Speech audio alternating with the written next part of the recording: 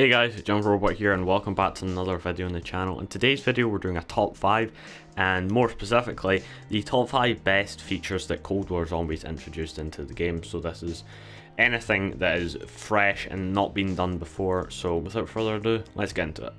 So in the number 5 spot we have the ability to change your special ability mid-game. Now in Black Ops 4 you could not do this, you were stuck with your specialist unless you did the Easter egg on Voyage of Despair, but that doesn't really count. However, in this game you can literally just go change class and then just fucking change it. It's really simple and it's really helpful because if you're wanting to use Ether Shroud during the start of the game and then swap over to Ring of Fire later on for high rounds, you can do that fine and you're not stuck with something that you chose at the start of the game, which was a big problem in Black Ops 4 and it's now been fixed, so that's why that is in the number 5 spot. Now in the number 4 spot we have the weapon upgrade / salvage system. Now these are amazing because it definitely helps the progression of the game flow a lot better. This does also include the ability to purchase shields and stuff, which is very nice because not just having like the singular pack punch and stuff, it's definitely helps with guns not feeling incredibly overpowered once they've just been pack punched once, and they also don't feel too underpowered. It feels like a good weapon progression due to the salvage system and the weapon upgrade system, so that is why that is in the number 4 spot. Now in the number 3 spot we have the crafting table.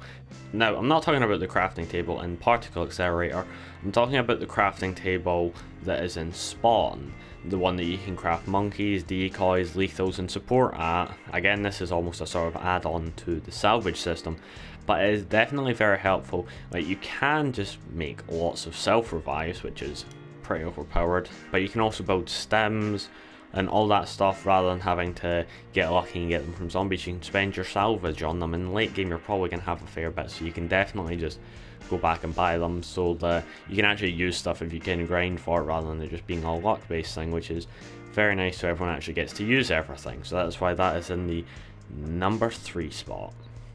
Now in the number 2 spot we have the fresh progression system. Now unlike other games where you could just use an SMG and just get infinite amounts of points, you cannot do this, but the new point system is similar to the Black Ops 4 one but a little bit more refined due to the progression. So you get 115 points for a headshot or a knife kill and then 90 for just a regular kill, which is good. It's not the best that we've ever seen, but it's again pretty nice. But then you've also got the weapon system, which is an addition to that, which is very good because you can upgrade your weapon that slowly and it feels fairly good and you're never really set up too early. And also the progression is kept nice and fair because there's no overpowered gobblegums or anything, so that's definitely a positive, that everyone starts out on a fair playing field and then can progress evenly.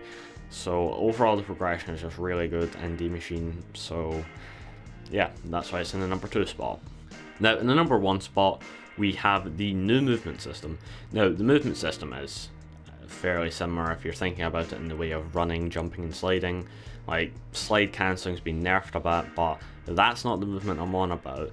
I'm talking about the movement of being able to jump over barriers and stuff. I love it. If you've watched my other videos you probably know how much I love this, but it's just so goddamn good.